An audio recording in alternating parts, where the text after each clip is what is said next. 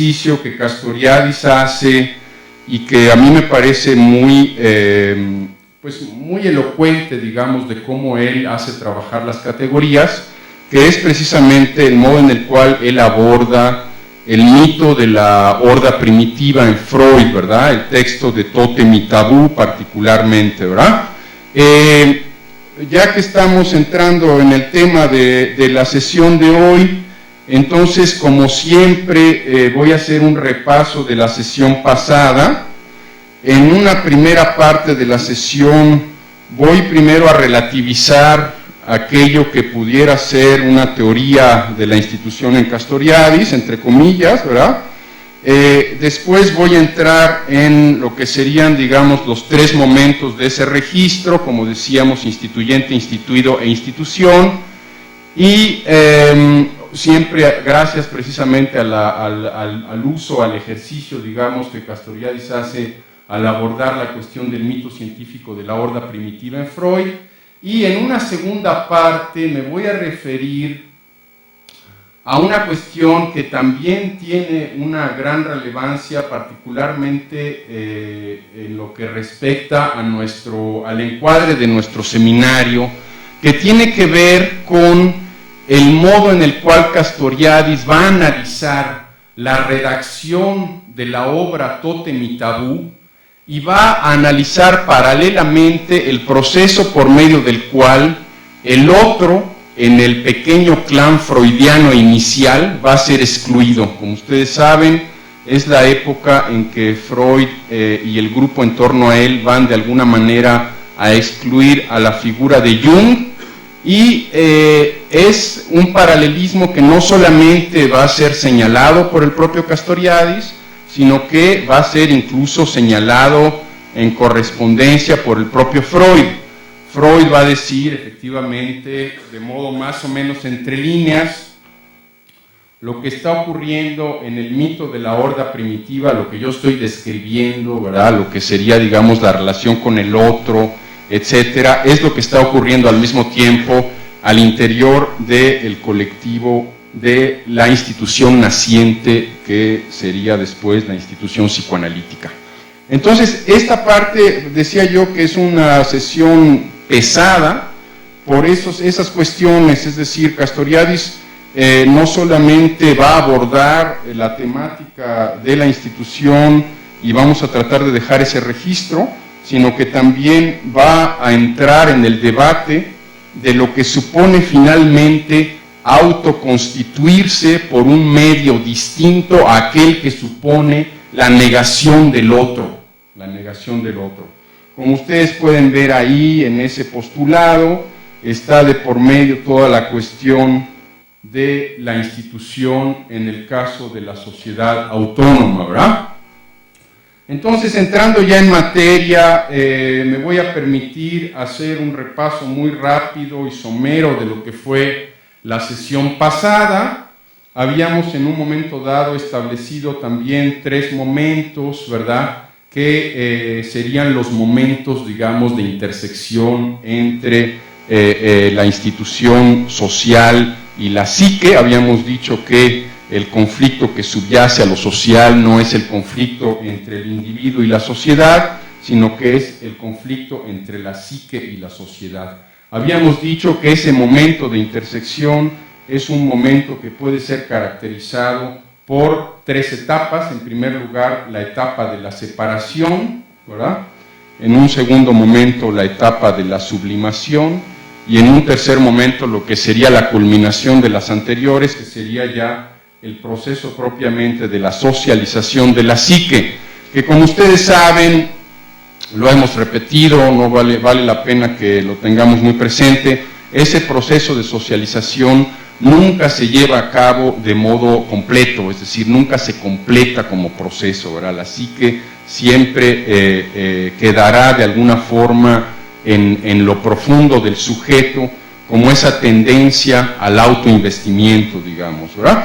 Decíamos precisamente que, lo mencionamos en la sesión pasada, decíamos que el estado que caracteriza a la psique en estado monádico es precisamente un estado de omnipotencia, es un estado de omnipotencia, es decir, todo es posible para la psique porque no hay diferenciación entre yo y otro, es decir, no hay realmente, es un estado, digamos, caracterizado por la indiferenciación, en donde representar significa automáticamente realizar, ¿verdad?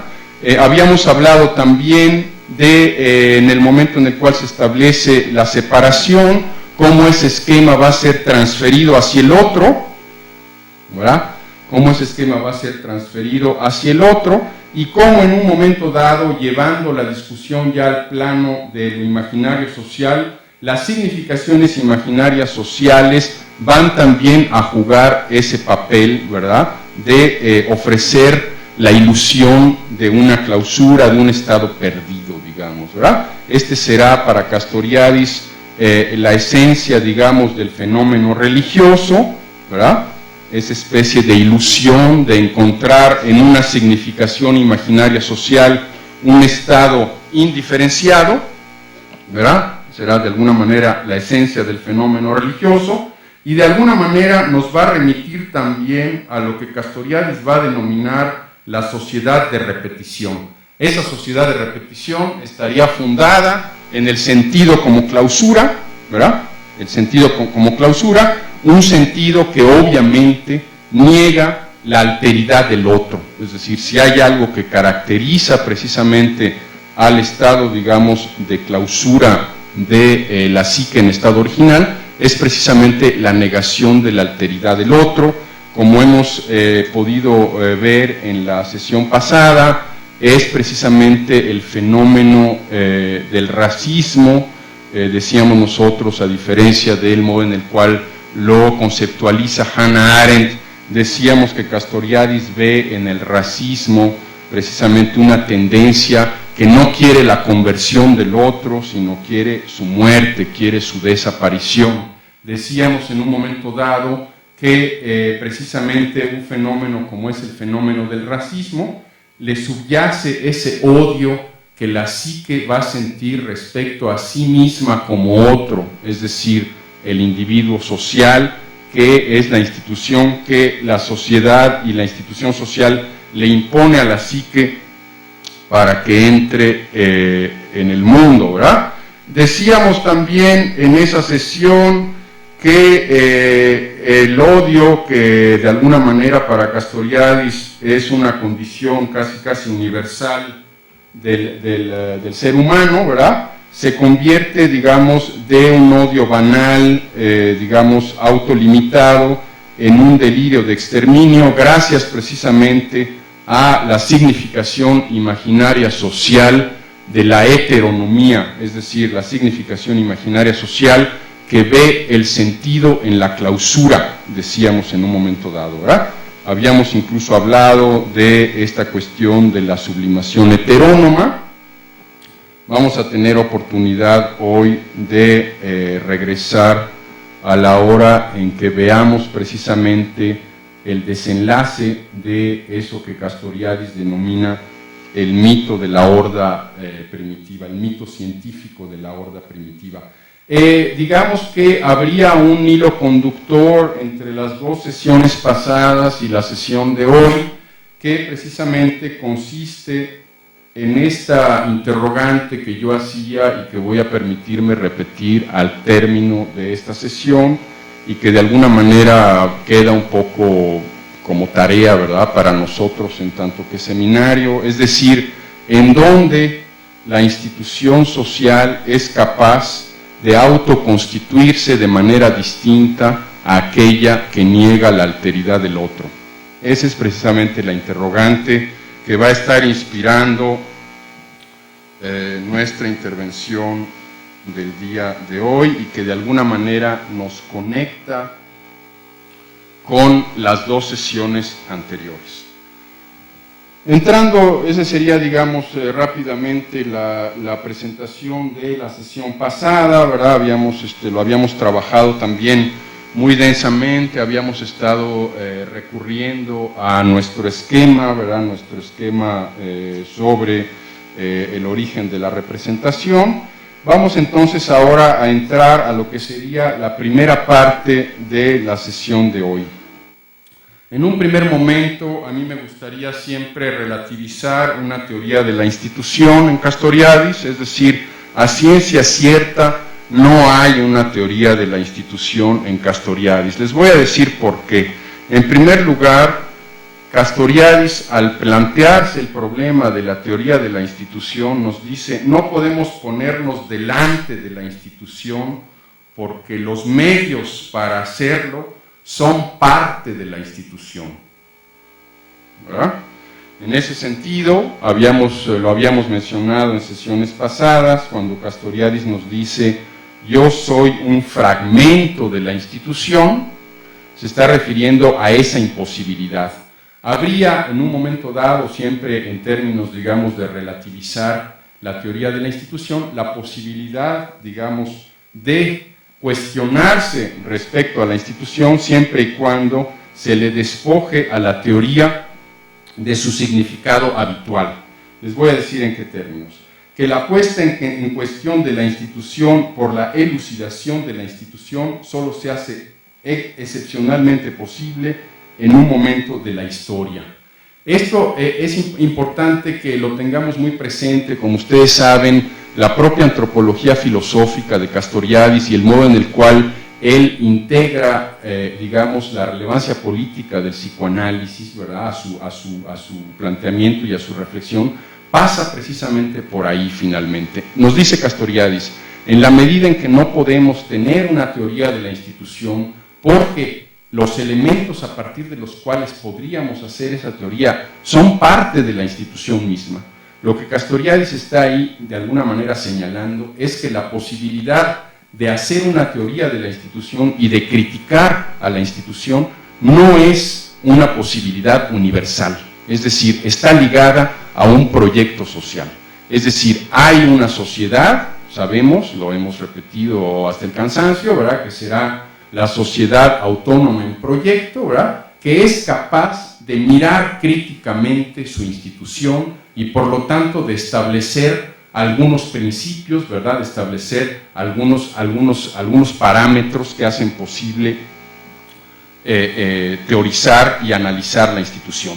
Muy importante entonces en ese sentido, la posibilidad de hacer una teoría de la institución tiene que ver con una ruptura histórica, nos dice Castoriadis. Lo hemos visto en sesiones pasadas, ¿verdad?, hacerse de los medios para interrogarse sobre la institución que se heredaron. Es decir, aquellos sujetos que son capaces de tener una teoría de la institución y de hacer una crítica de la institución, son sujetos que han sido fabricados por una institución, por una sociedad en la cual mirar críticamente la institución que está en el propio origen es posible. Eso, como ustedes saben, no es una característica universal de las sociedades. La posibilidad de una reflexión sobre la institución no existe más que a partir del momento en que la institución es puesta en cuestión. ¿Cuál es el momento en que la institución es puesta en cuestión? Es el momento precisamente en que para Castoriadis nace la filosofía y nace la democracia. Es decir, la posibilidad de hacer una teoría de la institución, de posicionarse ante la institución, está ligada a un proyecto social que nace con el nacimiento, que nace simultáneamente al momento en el cual nace la posibilidad de cuestionarse sobre el estado de cosas, y no solamente de cuestionarse, sino de deliberar y poner en práctica aquella sociedad que más nos conviene, que es precisamente el momento de la democracia, ¿verdad?, el momento en el que nace la democracia en sentido original, ¿verdad? Con eso no estoy obviamente refiriéndome al hecho de que uno tiene derecho de ir a votar cada 6 años para exigir o para elegir un representante. Como ustedes saben, la democracia, en el caso de Castoriadis, demos krato, ¿verdad?, demos pueblo, kratos poder, es el poder del pueblo, nada tiene que ver ni con un procedimiento de ir a votar cada 6 años, ¿verdad?, ni con la figura de los representantes, tiene que ver precisamente con la toma por parte de la gente común de los asuntos comunes que nos son, digamos, de alguna manera comunes a todos, ¿verdad? Sería ese de alguna manera mucho más cercano, obviamente, como pueden ustedes ver, a lo que sería el planteamiento de la autogestión, ¿verdad? El planteamiento de la autogestión. Ahora bien, otra de las dificultades, digamos, para hablar de una teoría de la institución, nos dice Castoriadis, es que todo es institución, todo es institución. Obviamente, y aquí vale la pena la diferenciación que establecen los institucionalistas, vale la pena un poco hacer alusión a ella. Hay una diferencia fundamental entre lo que es una institución y lo que es un establecimiento, ¿verdad? Ustedes saben que los institucionalistas hablan de esa diferenciación. Obviamente la institución no es el seguro social, ni tampoco es el dispensario de higiene mental, ¿verdad? La institución es el lenguaje, es la religión, es el poder, es el hombre, es la mujer, es el individuo social. Esas son instituciones, digamos, ¿verdad? Ahora bien, entrando ya en este análisis y partiendo de ese supuesto que hemos establecido en la primera parte de esta exposición, en el sentido de que se puede hacer una teoría de la institución relativa y se pueden establecer ciertos parámetros respecto a la institución en la medida en que social e históricamente es posible posicionarse ante la institución, podemos establecer algunos parámetros, ¿verdad? Castoriadis, precisamente a través de su antropología filosófica, ¿verdad?, va a darnos algunos elementos, ¿verdad?, de aquello que serían esos momentos de la institución. Vamos a ver en la segunda parte de la sesión lo que sería la institución primera y la institución segunda. Pero yendo un poco con calma, veamos pues cómo funcionan esos tres niveles, ¿verdad?, de lo instituido, lo instituyente y la institución, en el caso concreto del análisis que Castoriadis va a hacer del mito de la horda primitiva. Me voy a permitir en un primer momento leer un pasaje, ¿verdad?, un pasaje que proviene de Freud, ¿verdad?, precisamente del texto de Tótem y Tabú. Es un pasaje un poco largo, pero me parece que es muy importante que lo tengamos presente. Dice así Freud: solo hace falta suponer que la banda de los hermanos amotinados estaba gobernada respecto del padre por los mismos contradictorios sentimientos que podemos pesquisar como contenido de la ambivalencia del complejo paterno en cada uno de nuestros niños y nuestros neuróticos. Odiaban a ese padre que tan gran obstáculo significaba para su necesidad de poder y sus exigencias sexuales, pero también lo amaban y lo admiraban, nos dice Freud. Tras eliminarlo, tras satisfacer su odio e imponer su deseo de identificarse con él, forzosamente se abrieron paso las mociones tiernas avasalladas entre tanto. Aconteció en la forma del arrepentimiento. Así nació una conciencia de culpa que en este caso coincidía con el arrepentimiento sentido en común. Así, desde la conciencia de la culpa del hijo varón, ellos crearon los dos tabúes fundamentales del totemismo, que por eso mismo necesariamente coincidieron con los dos deseos reprimidos del complejo de Edipo. Si los hermanos se habían unido para avasallar al padre, ellos eran rivales entre sí respecto a las mujeres. Cada uno había querido tenerlas todas para sí, como el padre, y en la lucha de todos contra todos se había ido a pique la nueva organización. Por eso los hermanos, si querían vivir juntos, no les quedó otra alternativa que elegir, acaso tras superar graves querellas, la prohibición del incesto, con lo cual todos al mismo tiempo renunciaban a las mujeres por ellos anheladas y por causa de las cuales sobre todo habían eliminado al padre. Una cuestión aquí muy importante. En primer lugar, y lo vamos a ver en la segunda parte de la sesión, hay una crítica ya de entrada de Castoriadis a Freud en lo que sería el mito, digamos, científico de la horda primitiva. En primer lugar, ¿qué es lo que hace que los hermanos, al establecer la prohibición del incesto y la prohibición del asesinato interclánico, excluyan a las hermanas? Castoriadis nos va a decir: el mito científico de la horda primitiva es un mito científico precisamente porque la primera institución es imposible localizarla. Es decir, si en un momento dado los hermanos toman la decisión de prohibir el incesto y el asesinato interclánico a través, digamos, del parricidio ritual, están ya partiendo de una institución anterior que excluye a las hermanas, ¿verdad? Excluye a las hermanas. Primera crítica.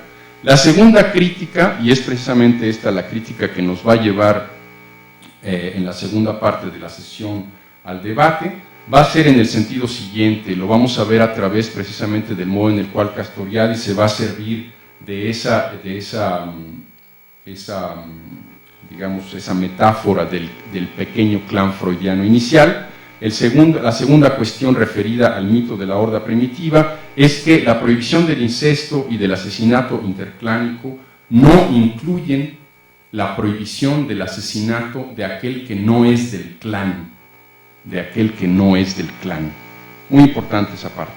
Ahora bien, hay una parte positiva, digamos, que nosotros podemos recuperar de este ejercicio que Castoriadis nos propone respecto al mito científico de la horda primitiva, y que es la cuestión de la norma, ¿verdad? La cuestión de la norma. Finalmente, cuando Castoriadis recupera la lectura que Freud hace, ¿verdad?, de esos procesos por medio de los cuales un padre primitivo se convierte en un momento dado, a través del sentimiento de la culpa, el parricidio ritual, etcétera, etcétera, en la norma, en el tótem, en la prohibición, ¿verdad? Lo que va de alguna manera a recuperar es esa postura según la cual Freud nos dice, ahí es donde nace la civilización, es decir, el momento en el cual se establece la norma, se establece la prohibición, a partir de ahí nace la civilización. Ahora bien, si vamos un poco a nuestro discurso, ¿qué es lo que ocurre? El momento en el cual se establece la norma, se establece un sentido, se establece una frontera de sentido. Esa frontera de sentido será la significación imaginaria social, y el magma de significaciones imaginarias sociales van a constituir la institución propiamente para cada sociedad de que se trate. Ya orientándose un poco hacia lo que sería la relación entre instituyente, instituido e institución, Castoriadis nos dice: las instituciones sociales dominan a los individuos porque los fabrican y los forman. El punto decisivo es aquí la interiorización de las significaciones imaginarias sociales. La sociedad arranca al ser humano singular del universo cerrado de la mónada psíquica y lo fuerza a entrar en el duro mundo de la realidad. En contrapartida, le ofrece sentido diurno, ¿verdad? Muy importante aquí, como siempre, lo habíamos mencionado en la clase pasada y no nos cansamos de seguirlo haciendo, de alguna manera lo que subyace a esa sustitución del sentido del autoinvestimiento hacia la significación imaginaria social que tiene valor social e históricamente hablando, es precisamente eso que hemos denominado en la clase pasada y que no debemos de perder de vista, y que Castoriadis de alguna manera nos lo recuerda, que es la sustitución del placer de órgano por el placer de representación. Es decir, lo que va a subyacer precisamente al sentido que supone, ¿verdad?, que uno esté dispuesto a hacerse matar o a matar a personas totalmente desconocidas en una guerra, por ejemplo, es precisamente esa sustitución del placer de órgano por el placer de representación, que sería, digamos, la condición por excelencia de la psique humana, ¿verdad?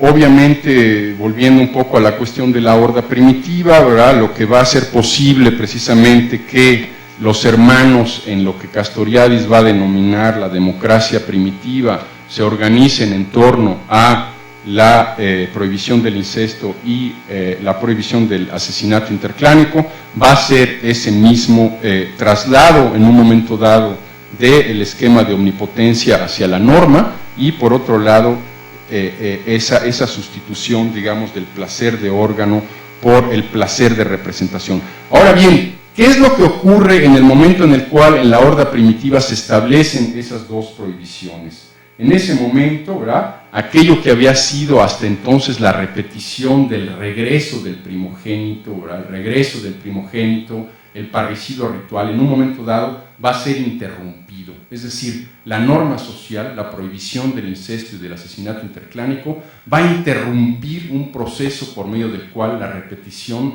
había sido la condición por excelencia de la horda primitiva. Es decir, yo a menudo lo comento, una cuestión que me había hecho mucha impresión en un momento dado respecto a, creo que incluso lo hemos hablado aquí en este espacio, esta cuestión del capital genético por parte, digamos, de las manadas de leones, ¿verdad? Es decir, en un momento dado tenía yo un debate con gente que tenía, digamos, una opinión muy particular, muy sui generis de lo que sería, digamos, la condición de los animales, ¿verdad?, etcétera, etcétera, y les comentaba yo precisamente que el poder, digamos, de un león macho dentro de la manada dura solamente 2 años, y que cada vez que un león, digamos, joven que ha sido expulsado de la manada regresa y mata o expulsa a quien era antes el jefe de la manada, ese león va a matar también a los hijos del antiguo jefe de la manada, ¿verdad? Es una cuestión que yo en lo particular, cuando lo escuché por primera vez, me chocó de manera muy fuerte, ¿verdad? Pero que de alguna manera nos remite también a esta cuestión, digamos, del modo en el cual Freud, siempre obviamente dimensionándolo en el caso, digamos, de la psique humana, etcétera, etcétera, ¿verdad?, y de la condición del imaginario, pero de alguna manera nos remite un poco a ese mundo, digamos, de repetición que subyace a la conservación del capital genético, ¿verdad?, que es propio del mundo animal, ¿verdad? Como sabemos, toda la crítica que Castoriadis va a hacer del darwinismo, ¿verdad?, es decir, la psique es precisamente una instancia humana que está caracterizada por la disfuncionalidad, ¿verdad?, etcétera, etcétera. Sabemos perfectamente que hay ahí una serie de elementos que vale la pena no perder de vista, pero siempre esta cuestión de la metáfora, digamos, de el modo en el cual el león que regresa, que podría ser el primogénito expulsado, ¿verdad?, de la horda primitiva de alguna manera, va a destruir, va a comerse ritualmente incluso a las propias crías de quien era antes el jefe de la manada, nos hace siempre pensar en ese mundo. Ahora bien, regresando a nuestro contexto, si hay algo que caracteriza precisamente el estado de repetición de la horda, por medio del cual el jefe o el padre primitivo, ¿verdad?, es sustituido por el primogénito, es precisamente este regreso permanente, este regreso constante, este estado de repetición de la sociedad.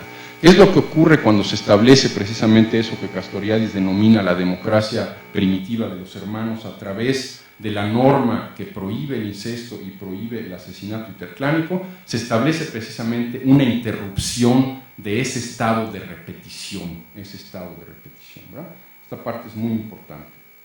Vemos ahí, aquel que tenga la curiosidad de regresar sobre el texto, vemos ahí precisamente el modo en el cual van a funcionar las 3 instancias, ¿verdad? En un momento dado habría en la expulsión, ¿verdad?, en la expulsión del primogénito habría, digamos, el tánatos de la institución, ¿verdad?, que perdura a través del tiempo y que pretende, digamos, negar la alteridad, digamos, de las nuevas generaciones. Vemos ahí también el movimiento, digamos, de regreso de estos hermanos que se han puesto de acuerdo y han establecido las prohibiciones, y vemos ahí finalmente en lo que eso finalmente se va a concretar, ¿verdad?, siempre esos tres momentos de lo instituyente, lo instituido y la institución, ¿verdad? En ese contexto surge el acuerdo de la prohibición del incesto y del asesinato interclánico. La norma, en ese sentido, va a establecer un nuevo estado de clausura, ¿verdad?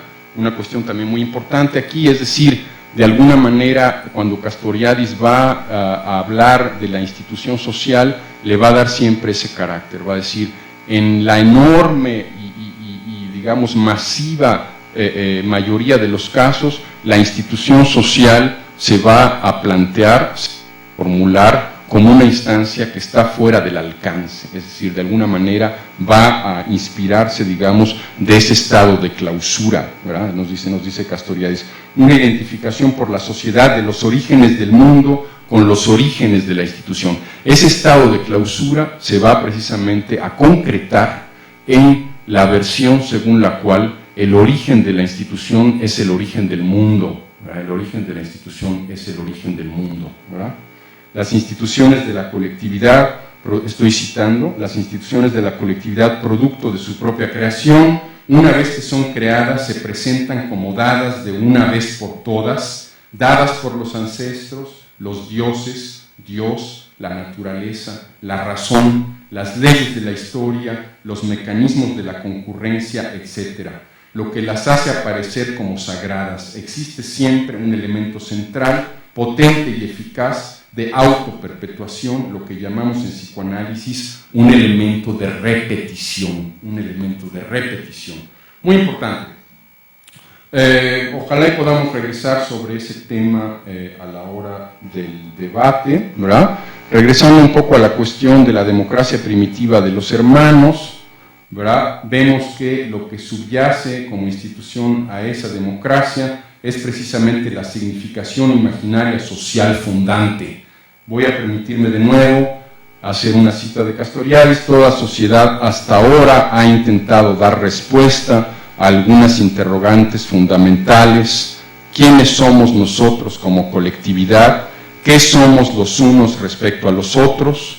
¿Dónde y en qué somos nosotros? ¿Qué queremos? ¿Qué deseamos? ¿Qué nos hace falta? Sin respuesta a esas interrogantes, sin esas definiciones, no hay mundo humano. El rol de las significaciones imaginarias sociales es el de dar una respuesta a esas interrogantes, respuestas que ni la realidad ni la racionalidad pueden brindar. Hemos hablado aquí ya en sesiones anteriores la cuestión, digamos, de las metanormas, ¿verdad? La cuestión de las normas de normas, ¿verdad?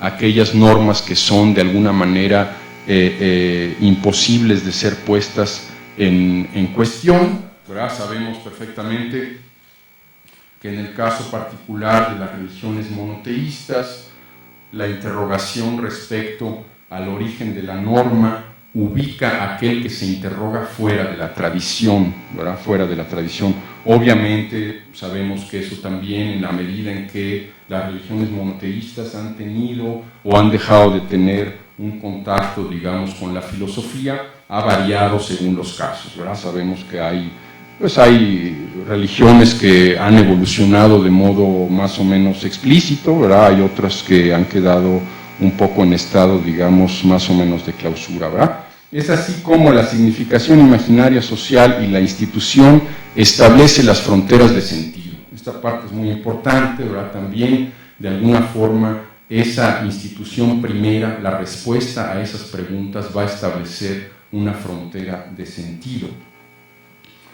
El sentido que obviamente se va a cristalizar en lo que es la estima por parte del clan, ¿verdad? La estima por parte del clan, dependiendo de la sociedad de la cual se trate. Por ejemplo, la estima por parte del clan puede derivar del deseo de una persona de ser santo, por ejemplo, del deseo de acumular riqueza, del deseo de desarrollar las fuerzas productivas, o del deseo de construir el socialismo, ¿verdad? Esos serían de alguna manera algunas de las más conocidas y más, digamos, trilladas significaciones imaginarias sociales que son motivo, digamos, del sentido de la estima por parte del clan, ¿verdad? Sabemos que, bueno, pues como, qué sé yo, viéndolo así muy en términos prosaicos y del mundo que nos rodea, ¿verdad? La cuestión, por ejemplo, de consumir más, la cuestión de tener un carro más grande, ¿verdad? Etcétera, etcétera, son de alguna manera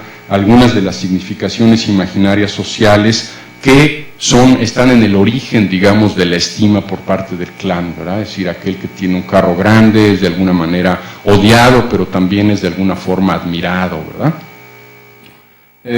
Una vez más, sustituir el placer de órgano por el placer de representación, ¿verdad? Y en un nivel, digamos, de separación, podemos decir ya, para empezar un poco a precipitar lo que podría ser esa delimitación por parte de Castoriadis de las distintas instituciones. Podemos decir que hay instituciones primeras.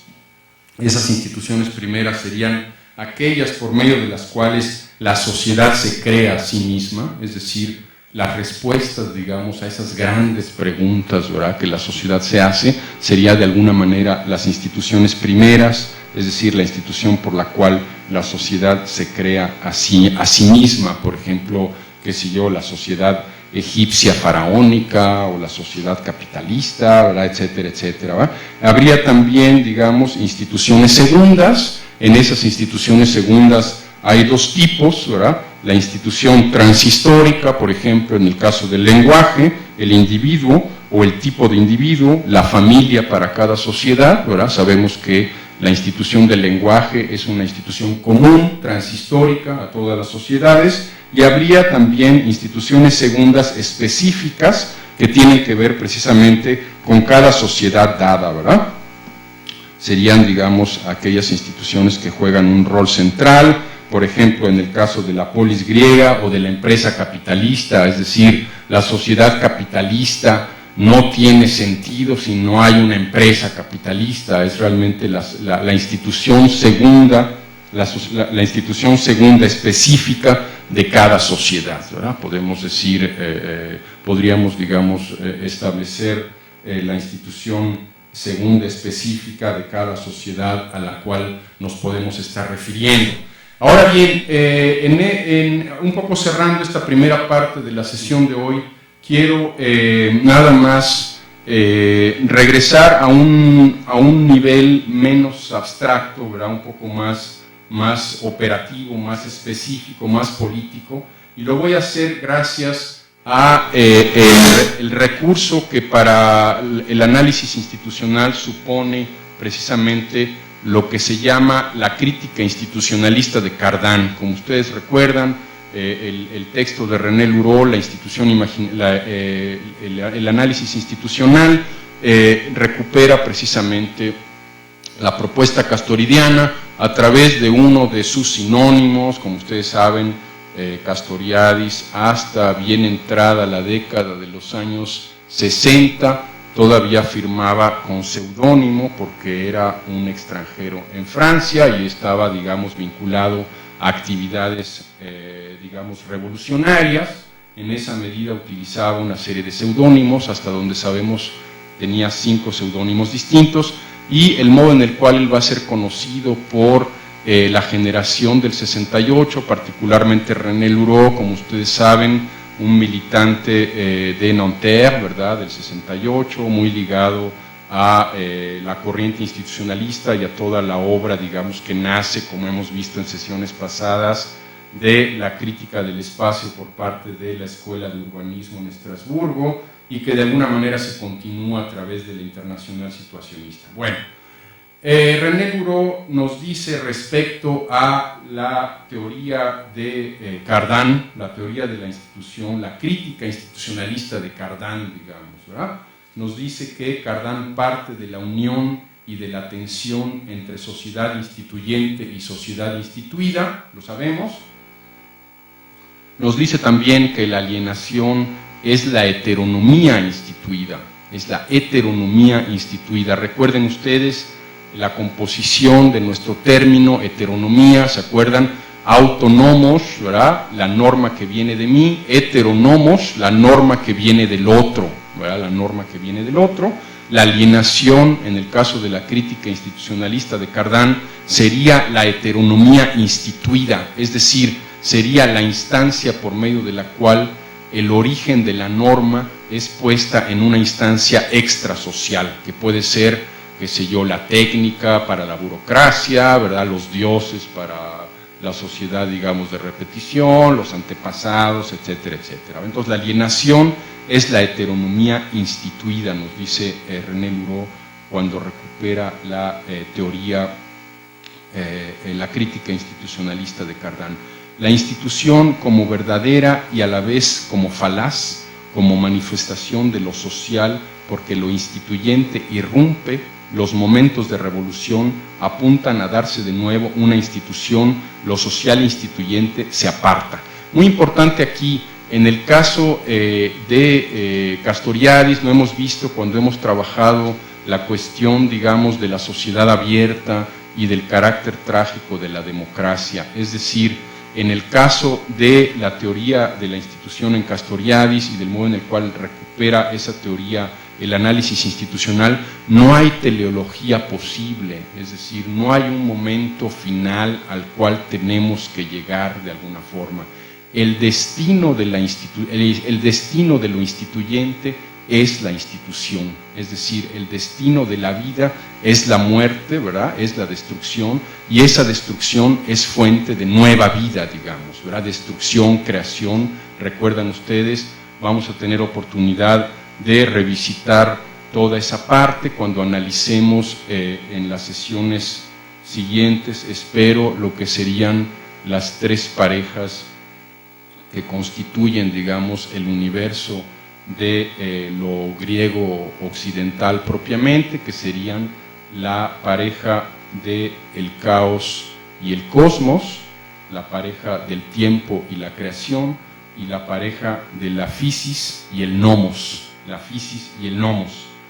Si ustedes recuerdan, hemos tenido oportunidad también de comentarlo, hay en la gran mayoría de los casos, según Castoriadis se plantea la teoría de la institución social, hay una identificación entre el nomos y la physis, es decir, para la gran mayoría de las sociedades, la institución es parte de lo dado, es algo que trasciende, digamos, la propia condición mortal de la sociedad como sujeto y del quehacer de los sujetos concretos.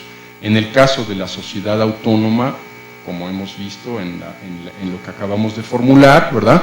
Hay una división tajante entre la physis y el nomos. La physis sería el devenir perpetuo, ¿verdad? Y el nomos sería el modo en el cual la sociedad se autocrea, se autoconstituye a través del establecimiento de una norma, a través del establecimiento de una significación social y finalmente a través del establecimiento de una institución que en un momento dado, si lo vemos desde una perspectiva más psicoanalítica, va a convertirse también en el orden, digamos, de la muerte, el orden del tánatos, el orden, digamos, de lo prohibido, ¿verdad?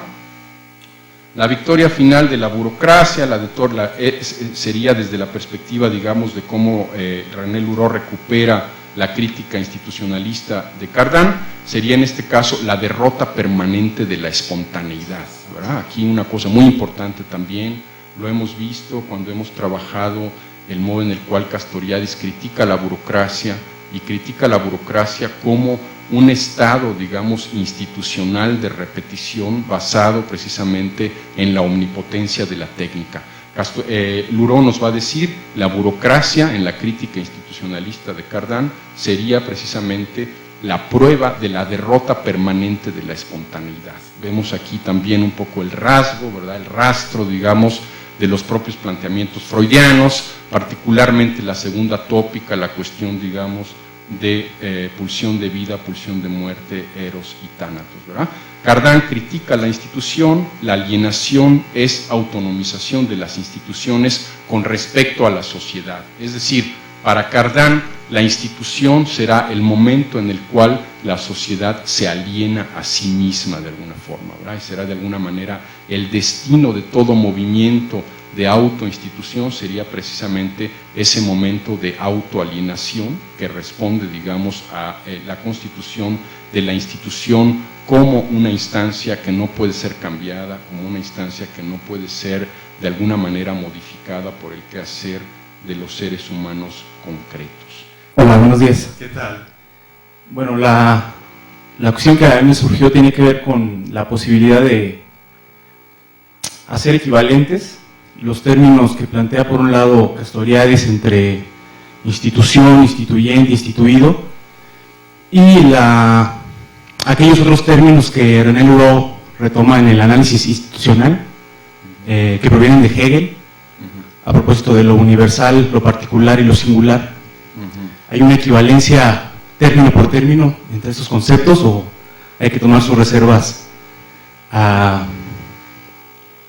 en un intento por hacerlos equivalentes. Yo siento que, sí, gracias por tu pregunta, es decir, me tendrías que dar más detalles, ¿no? Yo, la parte, digamos, la parte hegeliana de René Luró, obviamente no es una parte muy compartida por Castoriadis. Como tú sabes, el tema de la dialéctica, Castoriadis de alguna manera se separa desde un momento muy temprano, digamos, del planteamiento de la dialéctica, ¿verdad? Digamos, ¿cómo decirte? La herencia que Luró va a extraer, digamos, particularmente de la figura de Henri Lefebvre, ¿verdad? Toda la cuestión del hegelianismo. Yo sé que Castoriadis tiene reservas, ¿verdad? Particularmente en lo que corresponde, y ahí hay una crítica que incluso yo le expresé en su momento al propio René Luró, que tiene que ver precisamente con la interrogante que supone la institución de la sociedad autónoma. ¿Por qué? Porque si bien en efecto cuando vemos la postura, digamos, de Luró respecto al destino de la institución en la alienación, nos surge finalmente la pregunta, bueno, pero ¿qué pasa con una institución en la cual el sentido está precisamente ordenado en función de la puesta en entredicho de la propia institución? La puesta en entredicho de la propia institución. Ahí habría que ver, no recuerdo ahorita el detalle de la particularidad y la universalidad en el caso de la postura de Luró, pero sí hay una crítica que creo yo que subyace, digamos, a esa diferenciación. Es decir, para Luró, en la lectura que yo he hecho, no soy un especialista de Luró, pero la lectura que yo he hecho y también a través un poco de la relación que yo tuve con él, siempre mi objeción era en ese sentido, es decir, habría una institución excepcional en la historia, ¿verdad?, en la cual el sentido está precisamente en la puesta en entredicho de la propia institución, ¿verdad?, que es, digamos, la sociedad autónoma en proyecto. Entonces, ¿de qué manera podemos nosotros tratar esa excepción? ¿Verdad? ¿De qué manera podemos nosotros tratar esa excepción? ¿Verdad? Incluso es una crítica que va muy dirigida también incluso a la propia reivindicación por parte de René Luró de la autogestión. Es decir, finalmente, si toda institución tiene como destino la alienación, ¿qué ocurre con la institución de la autogestión? Si precisamente lo que subyace y lo que da sentido a la institución de la autogestión es la puesta en entredicho permanente del estado de cosas, ¿verdad? Entonces iría un poco por ahí el debate, pero yo creo que parcialmente estoy respondiendo a tu pregunta, no en la totalidad, tendríamos que entrar más en el detalle. Me hubiera gustado a lo mejor que estuviera aquí con nosotros Roberto Manero, que sí es un especialista de la obra de René Luró. Ahora bien, creo yo que en esos elementos ya podemos extraer algunas cuestiones. En efecto, el modo en el cual René Luró recupera la obra castoridiana es muy importante. Yo lo he mencionado en otras ocasiones, cuando se le hizo esa entrevista en 1+1 aquí en México, ¿verdad?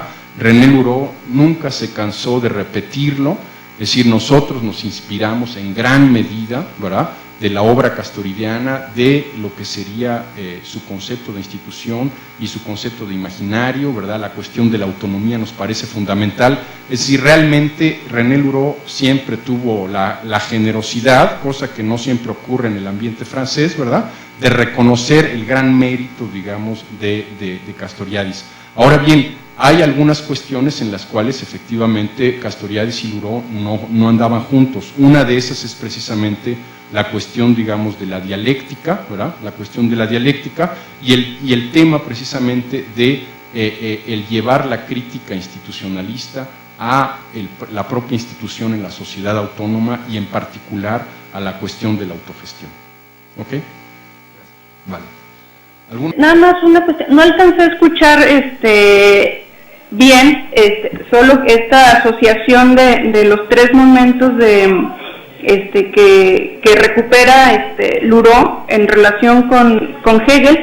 Creo que habría una distancia importante, y eso es lo que está recuperando Luró de Castoriadis, y es que finalmente el momento de la universalidad finalmente no diluye ni la singularidad ni la particularidad que es lo instituido, lo social instituido y lo social instituyente, sino que precisamente esa universalidad es el lugar de esa tensión. O sea, no se desaparecen y surge una forma nueva, sino que precisamente es la manera o el lugar en el que se manifiesta el imaginario de la institución. Y creo que el Hegel estaría un poco alejado de esa idea, ¿no? De permitir que las dos formas, o la tesis y la antítesis permanecieran en sentido estricto, en relación de tensión, pero no sé, tendríamos, como dices tú, que revisar al señor Hegel. Sí, exacto. En ese sentido, sí, yo me declaro un poco incompetente en el sentido de que te agradezco, Rocío, mucho tu aportación y tu testimonio. Es decir, es muy importante esta relación, digamos, entre lo universal y lo particular. En el caso, digamos, de la dialéctica hegeliana, híjole, yo sí, es realmente un contenido que no visito en muchos años, hace muchos años que no paso por ahí, ¿verdad? Y sí realmente me sentiría yo abochornado de poderme manifestar de modo más contundente. Efectivamente podría ser a lo mejor un motivo, digamos, para organizar grupos de estudio en el futuro, que podríamos un poco entrar a revisitar, digamos, todo ese debate. Lo que yo comentaba respecto al modo en el cual Castoriadis se posiciona respecto a la dialéctica, ¿verdad? Es algo, digamos, muy básico y obviamente tampoco da respuesta a ninguna de las preguntas que se han planteado aquí. Pero en todo caso, sí, estoy de acuerdo, sería quizás motivo para que montáramos una iniciativa a lo mejor más en profundidad, en la cual tratáramos un poco de ver en qué medida realmente René Luró recupera esta cuestión, digamos, de la dialéctica hegeliana, en qué medida eso lo combina o cómo lo hace convivir, digamos, con una postura como podría ser la postura de Castoriadis respecto a la condición no determinada del imaginario, e incluso, bueno, a toda la postura de él respecto a cómo el imaginario es del orden, digamos, de la creación y nada tiene que ver, digamos, con una serie de mecanismos y de movimientos de alguna manera regularmente establecidos. A lo mejor es una lectura excesivamente esquemática y vulgar de lo que sería, digamos, el uso de la dialéctica. Pero en fin, estoy de acuerdo contigo, Rocío, y te agradezco mucho. Ojalá y podamos tener la oportunidad en el futuro de regresar sobre estos contenidos, también con gente más conocedora de la obra de Hegel en particular y eventualmente más conocedora también de la obra de René Luró. Jorge López. Sí, dime, Jorge, adelante. Pues yo quería ver si podríamos profundizar un poquito más en el concepto de lo que es la sociedad primera, la institución primera y la institución segunda. Según lo que alcancé a captar, sería que la sociedad primera es la que se crea a sí mismo y la define pues como la sociedad azteca, la sociedad romana, la sociedad egipcia. Y la institución segunda pues viene a ser representada por el lenguaje, la familia, una sociedad capitalista, una sociedad socialista. ¿Cuál es el criterio que establece para decir lo que es una institución primera y una institución segunda?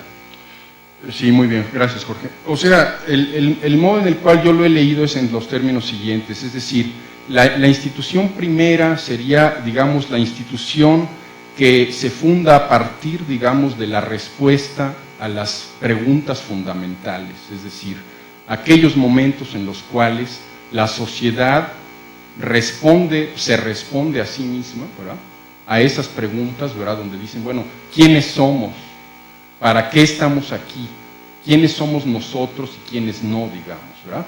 Sería ese, digamos, el nivel de la sociedad primera, de la institución primera, digamos, es decir, aquel momento en el cual la sociedad, a través de una respuesta a esas preguntas fundamentales, se autocrea, crea un mundo, digamos, ¿no? Entonces, ese sería básicamente el modo en el cual yo entiendo que sería la sociedad primera. En el caso de la sociedad, de la institución segunda, ¿verdad? Habría, como decíamos, dos tipos. ¿Verdad? Habría, por un lado, aquella que es, digamos, transhistórica, en el sentido de que es común a todas las sociedades, por ejemplo, el hecho de que ya sea a través de la familia u otra forma se garantiza pues la perpetuación, digamos, biológica de la sociedad, ¿verdad? Es decir, esa sería de alguna manera una institución, digamos, que para Castoriadis sería del orden de lo segundo, pero transhistórico, y habría la otra, digamos, que sería una institución del orden segundo, que sería ya específico, digamos, de cada sociedad, y que de alguna manera da sentido. ¿Por qué? Porque finalmente, en el caso, por ejemplo, de la polis griega, es decir, la polis griega sería una institución segunda específica. ¿Por qué? Porque no hay sociedad griega si no hay polis griega, digamos, de alguna forma, ¿verdad? Entonces sería un poco esa la condición.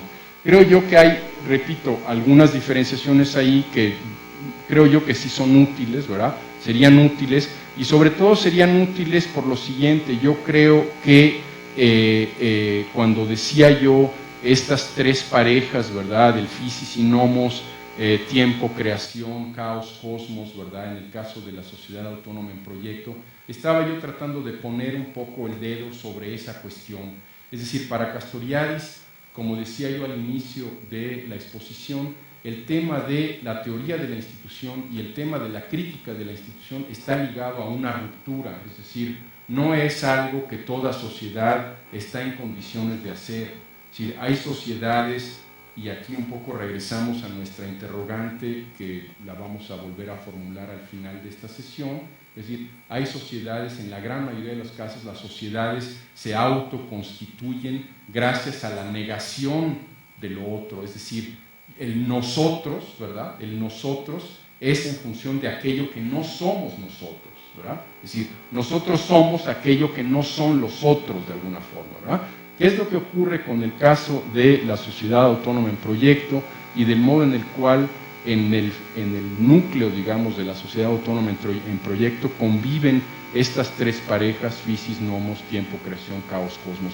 Existe esa división, es decir, la posibilidad de que haya una physis y haya un nomos, ¿verdad? Existe, es decir, no hay una identificación inmediata entre el physis y el nomos, que querría decir precisamente qué es lo que ocurre en la gran mayoría de las sociedades, ¿verdad? Que la sociedad nuestra es una sociedad que siempre ha estado y que siempre va a estar de alguna forma, ¿verdad? Entonces, habría ahí, creo yo que ese es el énfasis que más conviene recuperar en el planteamiento de Castoriadis a lo que sería, entre comillas, una teoría de la institución, es decir, en donde hay una institución que es capaz de concebir la división entre la eterna emergencia, ¿verdad?, del ser y el nomos, es decir, donde hay la posibilidad, digamos, de crear formas, de establecer significaciones imaginarias sociales, de hacerlo de modo explícito, ¿verdad? En el caso, obviamente, de Castoriadis, la respuesta es: esa posibilidad solo existe en el caso de la sociedad autónoma en proyecto, ¿verdad? Entonces vamos a continuar con la segunda parte de la sesión del día de hoy. Básicamente el interés mío era que pudiéramos dimensionar ese primer acercamiento que hicimos a lo que relativamente pudiera ser una teoría de la institución por Castoriadis, a lo que sería más como la dimensión institucional en el grupo, ¿no? Aquí como que un poco voy a retomar algunos planteamientos incluso de la sociología clínica, ¿verdad? Particularmente en el caso de Eugène Henriques, ¿no? Voy a referirme un poco al final de la sesión de hoy.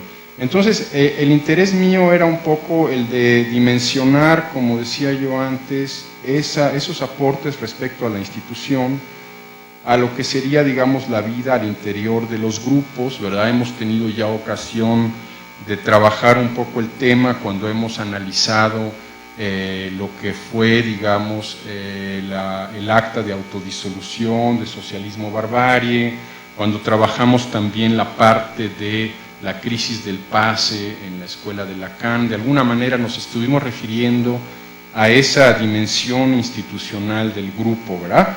Entonces, la intención, repito, de esta segunda parte es digamos, de tratar de precipitar lo que hemos ya dicho respecto a la institución en lo que sería la cuestión del grupo y particularmente lo que sería la cuestión de la exclusión de la alteridad del otro, ¿no? La alteridad del otro.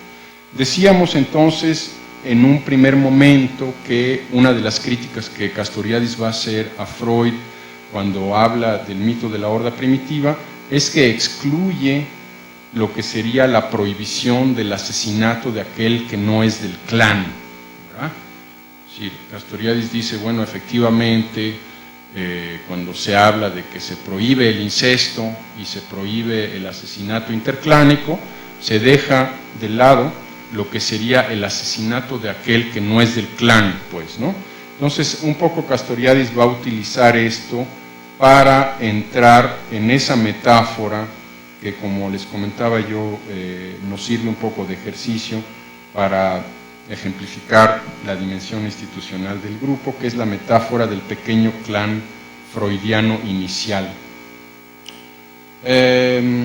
Obviamente, como decíamos anteriormente, a la exclusión del otro que Castoriadis se está refiriendo, e incluso que el propio Freud lo va a reconocer, es la exclusión de Jung, ¿verdad? De Jung, ¿se acuerdan ustedes la figura de Jung, el primogénito, el príncipe, ¿verdad? De alguna manera, que era de alguna forma, si lo ven ustedes a lo mejor extrapolando de modo un poco vulgar, ¿verdad? Pero si lo ven un poco extrapolado a lo que sería la lógica de la horda primitiva, pues efectivamente Jung era ¿cómo decir?, como el heredero casi natural de la obra freudiana, era de alguna manera la figura que mejor representaba el heredero, digamos, de Freud, ¿verdad? Como ustedes saben, Freud, al término de ese conflicto, no solamente va a escribir la obra de Tótem y Tabú, sino también va a reconocer algunas cosas, va de alguna manera a hacer explícito todo este proceso. Nos dice Castoriadis en un momento dado, las relaciones en el interior de la horda salvaje, entre comillas, en el pequeño clan freudiano inicial, son ininteligibles a partir de una pretendida unilateralidad inherente a la situación maestro-alumno. La visión trágico-cómica, entre comillas, de Freud de querer discípulos independientes o fieles con originalidad no es necesariamente aquella de un espíritu creador con respecto a aquellos que lo rodean. Lo que va a hacer de alguna manera alusión aquí Castoriadis es que hay, en el modo en el cual se presenta en un primer momento el conflicto con Jung al interior del grupo en torno a Freud, es un modo, digamos, que nos remite precisamente a la cuestión de la repetición institucional, de alguna forma, ¿verdad? La repetición institucional, como ustedes saben, hay un momento en el cual el propio Freud se va a declarar orgulloso de ser austriaco, ¿verdad? Orgulloso de ser austriaco. Hay momentos, es justo, digamos, el momento de la guerra, el hijo mayor, me parece, de Freud ha sido movilizado. Hay una serie de cuestiones ahí que entran un poco en juego y que dan un poco el contexto, digamos, de todo este debate, ¿verdad? La relación entre maestro y discípulo, los procesos identificatorios, transferenciales y contratransferenciales que caracterizan a toda colectividad, es lo que hace posible la redacción de Tótem y Tabú. La exclusión imaginaria de un primogénito sugeriría la repetición germinal por la cual un padre primitivo, es sustituido por el otro. Alternativamente, la explicitación de ese paralelismo por el propio Freud, como ocurre en el acuerdo entre hermanos y en el establecimiento de la prohibición del incesto y del asesinato interclánico, interrumpe ese proceso repetitivo, estableciendo así una ruptura. ¿Qué es lo que pasa? Que precisamente en el momento en el cual Freud va a reconocer el conflicto con Jung y el paralelismo entre ese conflicto y la redacción del texto Tótem y Tabú, va a haber una ruptura. Castoriadis lo va a recuperar precisamente en los mismos términos en los que va a recuperar aquello que termina con la repetición al interior del clan en la horda primitiva, es decir, la prohibición del incesto y del asesinato interclánico.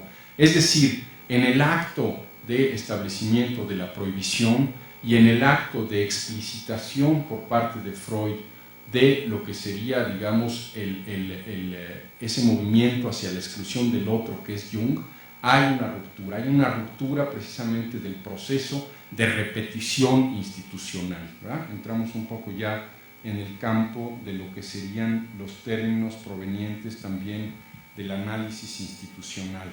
La norma de la prohibición, una vez asesinado y devorado ritualmente el padre primitivo, en un acto de exclusión por interiorización, se instituye. Esa norma supone de antemano una exclusión hacia adentro, como decíamos en el caso de las hermanas, y una exclusión hacia el exterior de aquellos que no son del clan y respecto de los cuales la prohibición del asesinato no opera. Esta parte es importante. Cuando Castoriadis reivindica el psicoanálisis precisamente como una de las profesiones imposibles y nos dice precisamente que el psicoanálisis trabaja por la autonomía, ¿verdad? Trabaja por la autonomía a partir de una autonomía que todavía no existe. Precisamente se está refiriendo a eso, es decir, habría, como en el caso de la educación y de la política, en el psicoanálisis, una tendencia precisamente a explicitar el proceso por medio del cual el sujeto y la sociedad como sujetos se autocrean. ¿Cómo eso se va a verificar en el caso del proceso del pequeño clan freudiano inicial, a partir del momento en el cual Freud va de modo muy discreto y en correspondencia con Abraham, ¿verdad? Va precisamente a explicitar que lo que está ocurriendo al interior del pequeño clan freudiano inicial, es decir, el grupo que está en torno a él, es exactamente lo mismo que él está describiendo cuando está escribiendo el libro de Tótem y Tabú, y particularmente la cuestión del mito científico, ¿verdad? Ahora bien, el modelo en el que se desarrolla, el modo en el cual se desarrolla el modelo de Freud de la horda primitiva coincide en efecto de modo sorprendente con aquello que acontece en la obra institucional dentro del grupo en el origen de la naciente institución psicoanalítica. Es decir, y aquí voy a regresar un poco cuando hable yo precisamente de Eugène Enriquez y del modo en el cual Eugène Enriquez va a establecer en el origen de la institución una violencia extrema, ¿verdad? Lo que ocurre precisamente cuando se institucionaliza el psicoanálisis es que hay un ir y venir entre la exclusión del otro como otro, en este caso la figura de Freud, y la explicitación de esa exclusión que de alguna manera presupone la existencia de la alteridad del otro. Es decir, en el momento en el cual Freud va a decir yo estoy escribiendo, redactando Tótem y Tabú, y hay un paralelismo entre lo que ocurre al interior del grupo de la institución naciente y lo que estoy describiendo en ese texto, en ese momento hay una ruptura de la repetición institucional, ¿verdad? De alguna manera eso es lo que Castoriadis va a recuperar y lo que le va a permitir a él en un momento dado hablar incluso de la institución psicoanalítica naciente como una institución ligada a la sociedad autónoma en proyecto, ¿verdad? Sería en este caso esa explicitación por parte de Freud en la correspondencia con Abraham entre 1907 y 1926, un acto por medio del cual la institución es vista como una instancia de autoconstitución, una instancia de autocreación, ¿verdad?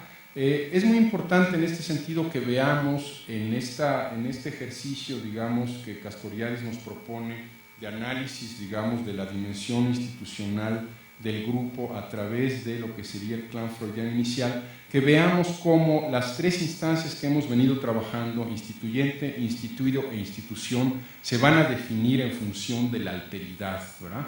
La cuestión de la alteridad es decir, aquello que va a permitirnos, digamos, sopesar o de alguna manera ver a través de los momentos de lo instituyente, lo instituido y la institución, va a ser precisamente el modo en el cual esas instancias se van a posicionar respecto a la alteridad.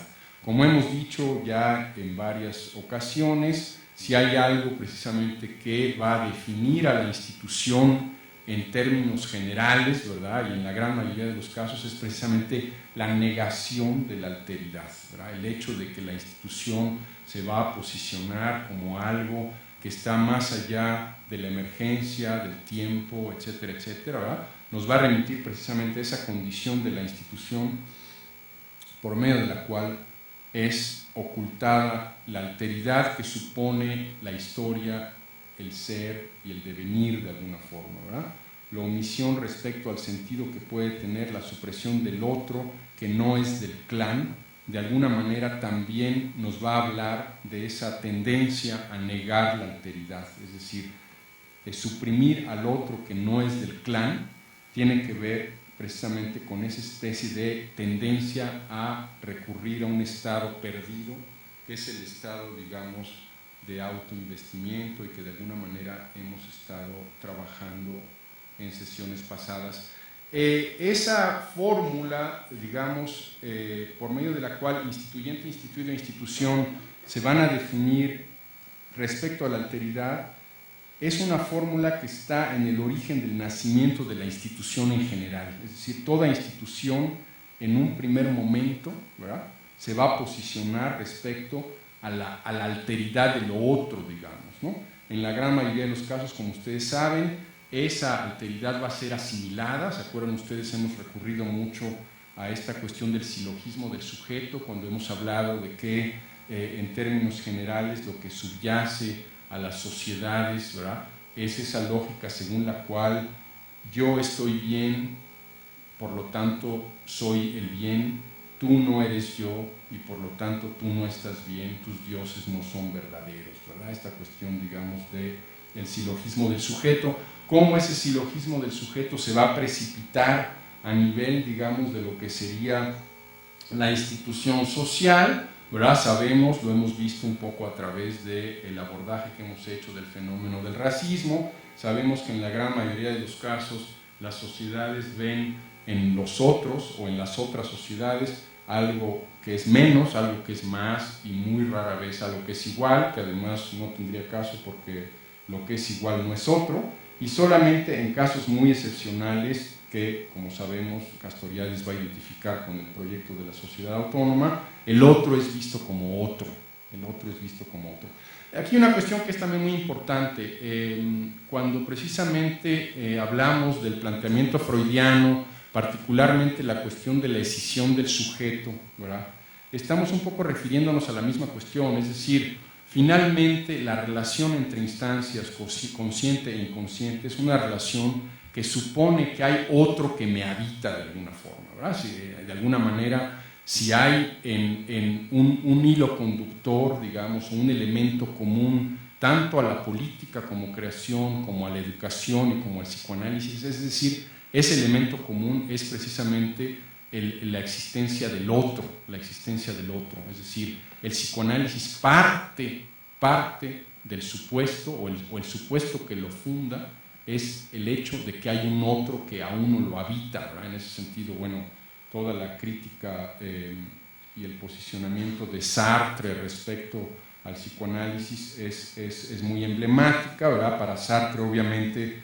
desde una perspectiva un tanto simplista, ¿verdad?, no puede haber, digamos, un inconsciente que es consciente y que no es consciente de sí mismo, pues, ¿no? Es un poco la crítica que Sartre va a hacer del psicoanálisis, pero que de alguna manera Castoriadis va a ver también de modo muy hostil, es decir, si hay algo, repito, que va a caracterizar precisamente a esas tres profesiones imposibles, es la posibilidad de que exista el otro como otro.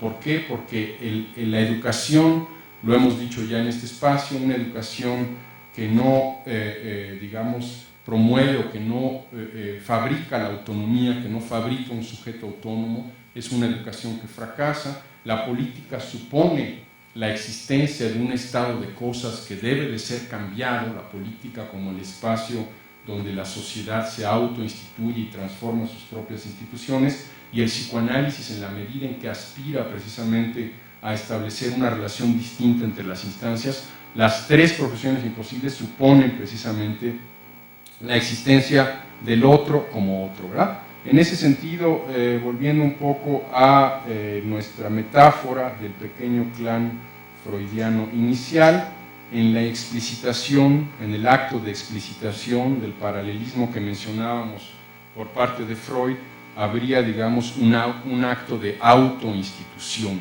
un acto de autoinstitución. Recuerden ustedes el valor que le hemos dado al acto de autodisolución en el caso de Socialismo Barbarie, iría un poco en el mismo sentido. La autodisolución sería un acto extremo de autoinstitución, ¿verdad? Una alteridad ante la cual la omnipotencia del estado indiferenciado de la mónada psíquica persiste como falta de un estado que la niega. Estamos aquí otra vez, ¿verdad?, en el esquema que habíamos desarrollado, la condición, digamos, monádica de la psique, lo que hace es precisamente negar la existencia de lo otro, porque lo otro viene percibido como una amenaza mortal, ¿verdad? Esa indiferenciación contenida en la promesa del sentido que la institución ofrece a la psique a cambio de la renuncia al autoinvestimiento. Aquí hay una cuestión que me parece muy interesante.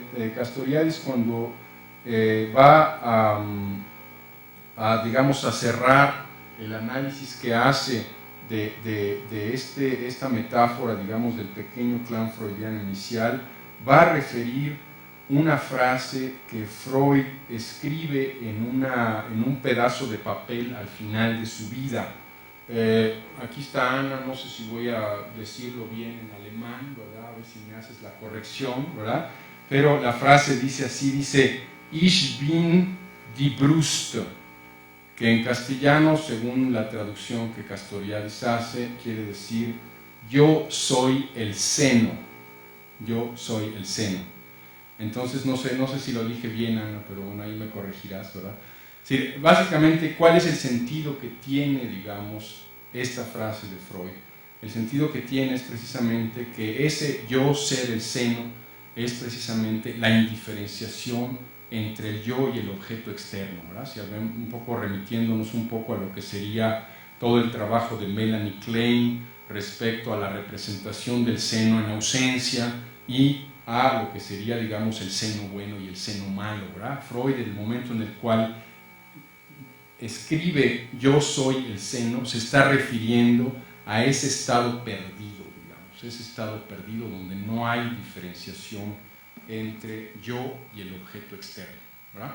Entonces, esa parte me parece que es interesante. También, de alguna manera, habría, volviendo un poco a la dimensión institucional del grupo, habría, digamos, una dimensión institucional del grupo que recrea ese estado, es decir, en lo que de alguna manera Caes y compañía han, digamos, nombrado, ¿verdad?, el imaginario grupal, la ilusión grupal, etcétera, etcétera. Habría de por medio esa ilusión, pues esa ilusión de que el grupo, de que la institución sea de alguna manera parte de nosotros y que no haya diferenciación entre nosotros y la institución en este caso, ¿verdad? Voy a cerrar, como decía yo, con una frase de Eugène Enriquez. Eugène Enriquez, amigo personal de Castoriadis, escribe en el 1983, publica un texto que les recomiendo si quieren echarle un ojo. Es un texto muy interesante, muy revelador.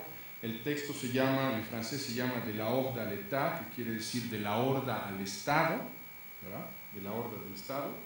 Y hay un capítulo de ese libro que se llama Tótem y Tabú, el advenimiento de lo social.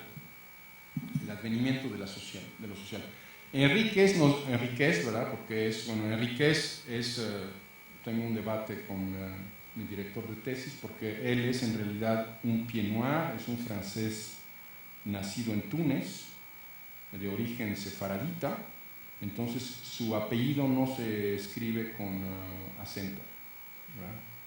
Enríquez, no se escribe Enríquez, se escribe Enríquez, pero bueno. Él nos dice respecto al acuerdo tácito que subyace al advenimiento de lo social, voy a citar: por aquello que es señalado, y él, en el caso de Freud, ¿verdad?, sería el único que lo ha hecho, es la naturaleza del primer objeto que puede unir a seres diferentes. Él anuncia que el primer objeto, aquel que permite efectivamente el contacto y el establecimiento de relaciones comunitarias, no puede ser más que una conspiración contra el otro, contra un poder vivido como maléfico. Por lo tanto, simultáneamente la alteridad y el reconocimiento mutuo proceden de un movimiento contra y son inauguralmente un efecto del odio compartido. Un efecto del odio compartido. Esta cita de Enríquez me permite a mí volver a insistir sobre este interrogante que les ponía yo muy al principio y que me parece que de alguna forma nos regresa un poco a la esencia de nuestro seminario y del planteamiento que estamos aquí queriendo hacer, ¿verdad? Ese interrogante sería: ¿en dónde existe la posibilidad de una sociedad que para constituirse no niegue la existencia de la alteridad del otro, ¿verdad? ¿En dónde existe la posibilidad de una sociedad como sujeto, ¿verdad?, o de la posibilidad de un sujeto y de una sociedad como sujeto que para constituirse no niega la existencia de la alteridad del otro? Esa sería un poco la pregunta con la cual quisiera yo cerrar la exposición del día de hoy. Ya de alguna manera en la intervención que hubo a mitad de la sesión de hoy empezábamos a trabajar sobre esa cuestión. Ustedes saben, obviamente, ¿verdad?, no se los tengo que repetir, el caso de Castoriadis, esa sociedad y ese sujeto son la sociedad autónoma y el sujeto autónomo, ¿verdad?, que precisamente pueden autoconstituirse sin que para hacerlo tengan que negar la alteridad del otro. Pero bueno, esa es la respuesta de Castoriadis. ¿Cuál es la respuesta de ustedes? Pero ahora que se hace esta pregunta, ¿en qué sociedad hay sujetos para constituirse que no nieguen la posibilidad del otro? Toda la sesión estuve reflexionando a propósito del movimiento zapatista y el movimiento de mujeres en el ejército zapatista. Y me llamó la atención este asunto de la exclusión de lo interno, ¿no?, y las mujeres como excluidas. Y bueno, ya que uno va viendo estos trabajos del proceso en que las mujeres se van emancipando, bueno, ellas son mujeres excluidas dentro del clan, no tenían palabra, ni voz, ni voto, ni nada, ¿no? En la medida que esta sociedad se abre en una posibilidad de autogestión, de autocrítica permanente, ellas tienen esa posibilidad entonces de cuestionar la situación, que no es fácil para ninguna de ellas, porque incluso su mismo clan de mujeres reprueba a aquellas que cuestionan. Como lo mencionabas ahora, el que trata de ser diferente es cuestionado por el propio clan, ¿no? E incluso hay mujeres asesinadas por sus esposos, por rebelarse, por cuestionar, por intentar llevar una vida diferente, ¿no? Si vas hablando de todo esto, y me va haciendo mucho sentido este proceso que ha seguido el movimiento zapatista, en particular el movimiento de las mujeres, las del ejército, que llegan a tener incluso una ley de mujeres, ¿no? Entonces, cuando tú haces la pregunta ¿dónde existe esta sociedad?, me remito a esa experiencia que también me deja pensando cuando se dice esto que es instituyente tenderá a ser alineación e instituido, ¿no? Y bueno, cómo seguirá el proceso es como ir a investigar qué ha pasado en estos 15 años en que se ha dado todo este movimiento de mujeres. Hay una inquietud de mi parte por asistir ahí y entrevistar, ver qué ha pasado, qué tanto se ha instituido y qué han hecho ellas para poder tener en movimiento e interrogación todo este proceso. En su mismo plan, que es cierto, la sigue limitando, a pesar de que es autogestivo, a pesar de que hay autonomía, eso no es garantía de que el otro interno que ha sido excluido pueda ser rápidamente incluido, ¿no? Es decir, hay todo un trabajo para poder hacer estas rupturas, y bueno, sería como una reflexión a esta pregunta que tú hacías. Sí, muy bien, muchas gracias, Gloria. Sí, en ese sentido estoy de acuerdo contigo, es decir, efectivamente hay experiencias muy reveladoras, digamos, de lo que Castoriadis denomina, digamos, la revolución silenciosa de las mujeres, ¿verdad? Que es precisamente ese cuestionarse de modo radical sobre cuál es su rol, cuáles son las cosas que no ha podido, digamos, que en el contexto, digamos, de la cultura patriarcal no han podido desarrollar, cuáles son las cosas que quieren desarrollar, etcétera. Yo, en el caso particular del movimiento zapatista, como en otras ocasiones, me veo obligado a pues, manifestarles mi incompetencia, es decir, no es un movimiento que yo conozco, es un movimiento que además, incluso al interior, lo poco que yo sé, ¿verdad? Es un movimiento que ha visto muy críticamente a aquellos que hablan en nombre de y que de alguna manera se refieren al zapatismo, ¿verdad? En ese sentido, yo por una cuestión pues más que ética política, ¿verdad? Prefiero que sean ellos quienes hablen de su propia realidad, ¿verdad? Ahora bien, en ese sentido, hay dos cuestiones que me vienen un poco en mente a raíz de tu comentario. La primera cuestión es que, y aquí es un poco una publicidad que vamos a hacer, el día 19, el próximo viernes, no este, sino el de la próxima semana, vamos a estar transmitiendo nuestro seminario, el proyecto de Autonomía Hoy, desde San Cristóbal de las Casas, y en esa ocasión precisamente Arturo Lomelí nos va a estar hablando de lo que es la autonomía, digamos, desde los pueblos indios, ¿verdad? Cosa que realmente les recomiendo que nos acompañen, va a ser una sesión muy interesante, ¿no? En ese sentido, te acompaño un poco en la reflexión que haces, sin hacer referencia de nuevo al caso de las mujeres zapatistas que desconozco.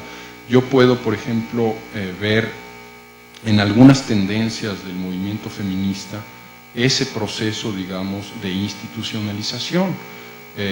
Bueno, qué sé yo, mis primeras lecturas feministas, cuando yo leía, digamos, de adolescente a Simone de Beauvoir y todo ese rollo, me enseñaron un poco ese tipo de rollos de que mucho de lo que ocurre en la institucionalización del movimiento feminista es, digamos, porque las mujeres a veces adoptan modelos o patrones que son de los hombres. No estoy muy de acuerdo con ese planteamiento, pero independientemente de esa discusión que sí tiene gran relevancia, hay una tendencia, por ejemplo, en el caso de el movimiento feminista que sí es un poco preocupante, que es, por ejemplo, lo que ha ocurrido con el carrierismo, ¿no? Es decir, en un momento dado, en el puñado de países en donde la mujer ha empezado a adquirir algunos derechos, ¿verdad? Que es realmente un puñado, porque son muy pocos, ¿verdad? En ese puñado de países, una de las tendencias, digamos, a la institucionalización del movimiento feminista ha sido la toma de posición del poder al interior de los establecimientos, que es una toma de posición que no cuestiona el sistema, es una toma de posición que de alguna manera se ha de alguna manera reproducido patrones, digamos, llámale como sea, patrones que eran de los hombres o patrones verticales, ¿verdad? Pero bueno, ha ocurrido eso en algunos casos. Yo tengo algo de etnografía al respecto, particularmente en algunos organismos internacionales, ¿verdad?